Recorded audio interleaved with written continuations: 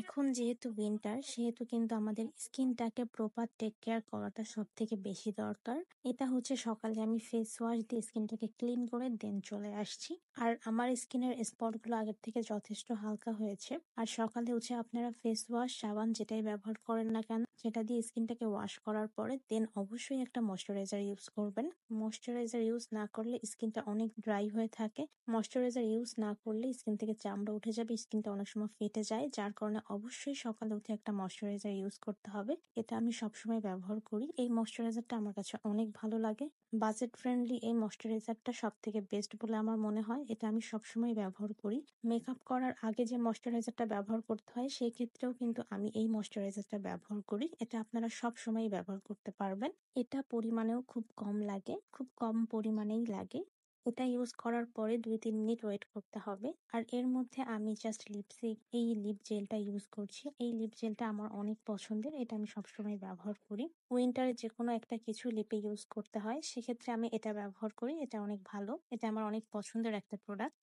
আর আমরা যারা রিবন্ডিং করে থাকি তারা তো সবসময় চুলটা জোরে টাইট করে বেঁধে রাখি না, প্রায় সময় ছেড়ে রাখা হয়। আর রাতে যখন আমরা চুলটা হালকা করে একটু উঁচু করে বেঁধে ঘুমাই, যার কারণে চুলটা কিন্তু অনেকটা জট পেকে যায়, যার কারণে সকালে উঠে আমি এই সিরামটা অ্যাপ্লাই করি।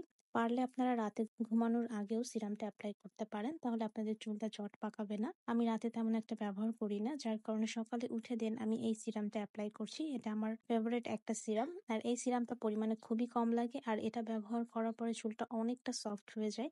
ব্যবহার করার পরে চুলে জট পাকে না, যার কারণে এটা আমি সবসময় ব্যবহার করি। আর এটা পরিমাণে অনেকটা কম লাগে। আমি কতটুকু নিয়েছি সেটা তো দেখেছেনই। হেয়ারের আগের লুকটা কেমন ছিল আর এখনের লুকটা কেমন সেটা আপনারা দেখতেই পারছেন। এই হেয়ার সিরামটা ভালোভাবে চুলে অ্যাপ্লাই করে নিচ্ছি। এটা 110 ml এর একটা হেয়ার সিরাম। এই হেয়ার সিরামটার প্রাইস 650 টাকা, বাট আমাদের পেজে অফার চলছে, এটা আপনারা 600 টাকাতে পেয়ে যাবেন।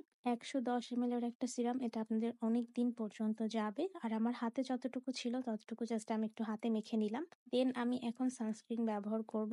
আর কম প্রাইজের ভিতরে এই সানস্ক্রিনটা আমার কাছে বেস্ট বলে মনে হয়। আর এই সানস্ক্রিনটা অনেকেই অপছন্দ করেন, কারণ হচ্ছে এটা মুখে ঠিকমতো বসে না। মুখে ঠিকমতো না বসার কারণটা হচ্ছে আপনারা যদি ময়শ্চারাইজিং না করে নেন আপনার স্কিনটা, তাহলে আপনার স্কিনে কখনোই বসবে না, ভেসে ভেসে থাকবে। আমি যেহেতু আগে স্কিনে ময়শ্চারাইজার ব্যবহার করেছি সেহেতু আমার স্কিনটা এখন সফট হয়ে গেছে। এখন জাস্ট আমি এটা যখনই অ্যাপ্লাই করব সুন্দরভাবে স্কিনে অ্যাবজর্ব হয়ে যাবে এবং সুন্দরভাবে স্মুথলি এটা মিশে যাবে। তাই অবশ্যই এটা ব্যবহার করার আগে আপনারা ময়শ্চারাইজার ইউজ করে নেবেন, তাহলে আপনার স্কিনটা স্মুথ হয়ে যাবে। দেন হচ্ছে এই সানস্ক্রিনটা যেভাবেই লাগান না কেন আপনার স্কিনে সুন্দরভাবে বসে যাবে। আর এটা যেহেতু লিকুইড টাইপের না, তাই এটা একটু বসতে টাইম লাগে। এটা যেহেতু ক্রিম টাইপের, তাই অবশ্যই একটা ময়শ্চারাইজার আগে ব্যবহার করে নেবেন। যদি ময়শ্চারাইজারটা ব্যবহার করে নেন তাহলে অবশ্যই আপনার স্কিনে এটা সুন্দরভাবে বসে যাবে। ভিডিওতে দেখতেই পারছেন যে আমার স্কিনে কিন্তু সুন্দরভাবে সানস্ক্রিনটা বসে গেছে, কারণ আমি আগেই বলে নিয়েছি আমি ময়শ্চারাইজিং করে নিয়েছি, যার কারণে সুন্দরভাবে বসে গেছে। সকালে জাস্ট আপনারা এই রুটিনটা একটু ফলো করবেন, তাহলেই দেখবেন আপনাদের স্কিনটা অনেক ভালো থাকবে। মাঝে আমি স্কিনে টোটালি কোনো যত্ন নিতাম না, যার কারণে আমার স্কিনটা অনেক ড্যামেজ হয়ে গেছিল।